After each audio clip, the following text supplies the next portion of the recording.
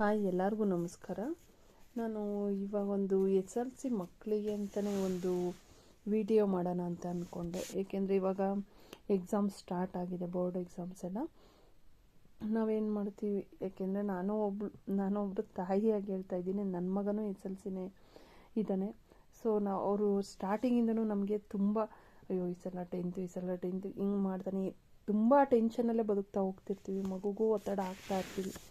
Last exam ಹತ್ರ ಬಂದಂಗೆ ಇನ್ನೂ ಟೆನ್ಷನ್ ಜಾಸ್ತಿ ಆಗ್ತಾ ಹೋಗುತ್ತೆ. ಆ ತಪ್ಪನ್ನು ಮಾಡಬೇಡಿ. ಏಕೆಂದರೆ ನಾವು ತಪ್ಪು ಮಾಡಿದಾಗ ಅನ್ನಿಸ್ತಿರುತ್ತೆ, ಪಾಪ ಮಕ್ಕಳು ಫ್ರೀ ಬಿಡಲಿಲ್ವಲ್ಲ, ಅವ್ರದ್ದು student life is golden life ಅಂತ ಹೇಳ್ತಾರೆ. ಮಕ್ಕಳು ಆಟ ಆಡೋಕ್ಕೆ ಬಿಡಲ್ಲ, ಬರೀ ಓದು ಅನ್ನೋದ್ರಲ್ಲೇ ಮುಗ್ದೇ ಹೋಗುತ್ತೆ. ಅಯ್ಯೋ ಇಷ್ಟು ಬೇಗ 10 ವರ್ಷ ಕಳೆದಿದೆ ಗೊತ್ತಾಗಲಿಲ್ಲ ಅನ್ನೋ ಫೀಲ್ ನಮಗೂ ಆಗ್ತಾಯಿದೆ. ಕೆಲವರು ನಾನು ನೋಡ್ತೀನಿ, ಒಂದೊಂದು ಮಾರ್ಕ್ಸು, ಅರ್ಧ ಮಾರ್ಕ್ಸು ಇಷ್ಟು ಕಡಿಮೆನಾ? ನಾವು ಓದ್ಬೇಕಾರೆಲ್ಲ 60% ಬಂದರೆ ಅದೇ ದೊಡ್ಡದು ಅಂತಿದ್ರು.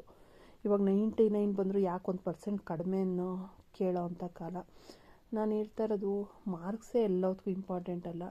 ಒಬ್ಬ ಏನೂ ಓದೋದೇ ಇಲ್ಲ,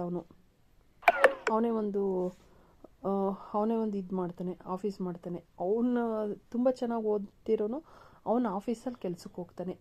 ಆ ಥರ ಆಗಿರೋ ತುಂಬ ಉದಾಹರಣೆಗಳಿದೆ. ಹಾಗಾಗಿ ಓಕೆ, ಕೆಲವ್ರಿಗೆ ಓದೋದು ಇಂಟ್ರೆಸ್ಟ್ ಇಲ್ಲ ಅಂದರೆ ಬೇರೆ ಯಾವುದ್ರಲ್ಲೋ ಇಂಟ್ರೆಸ್ಟ್ ಇರುತ್ತೆ. ಕೆಲವು ಮಕ್ಳಿಗೆ ಡ್ರಾಯಿಂಗ್ ಇರುತ್ತೆ, ಹಿಂಗೆ ಬೇರೆ ಯಾವುದೋ ಆಟದ್ದು, ಸ್ಪೋರ್ಟ್ಸಿಂದ ಯಾವುದೋ ಒಂದು ಇರುತ್ತೆ. ಅವ್ರಿಗೇನು ಇಷ್ಟ ಅಂತ ತಿಳ್ಕೊಳ್ಳಿ. ಆ ಮಗುಗೆ ಒತ್ತಡ ಮಾತ್ರ ಹಾಕೋಕ್ಕೆ ಹೋಗಬೇಡಿ, ನೀನು ಇದೇ ಆಗಬೇಕು ಅದೇ ಆಗಬೇಕು ಅಂತ. ಅವ್ರ ಪಾಡಿಗೆ ಅವ್ರು ಬಿಟ್ಬಿಡಿ. ನಿಂಗೆ ಏನು ಇಷ್ಟ ಅದು ಮಾಡು, ನಿಮ್ಮ ಜೊತೆ ನಾವಿದ್ದೀವಿ ಅನ್ನೋದೊಂದು ಧೈರ್ಯ ಹೇಳಿ ಸಾಕು.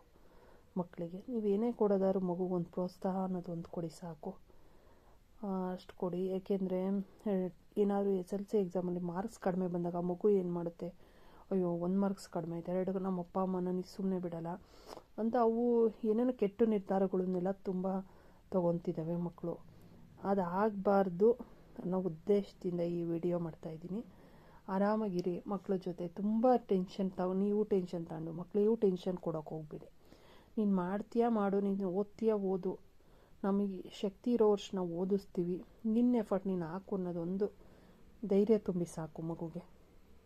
ಅವ್ರಿಗೆ ಓದಬೇಕು, ಒಂದು ಸ್ವಲ್ಪ ದೊಡ್ಡರಾಗ್ತಾ ಅವ್ರಿಗೂ ಓದಬೇಕು ಅಂತ ಅನಿಸುತ್ತೆ. ಆದರೆ ಕಂಪೇರ್ ಮಾಡೋಕ್ಕೆ ಹೋಗ್ಬೇಡಿ. ಇನ್ನೊಬ್ಬರು ಪಕ್ಕದ ಮನೆಯವ್ರು ಅಷ್ಟು ತೆಗ್ದಿದ್ದಾರೆ, ಅದು ಕೀಳರಿಮೆ ಬರೋಕ್ಕೆ ಸ್ಟಾರ್ಟ್ ಆಗಿಬಿಡುತ್ತೆ ಮಗುನಲ್ಲಿ.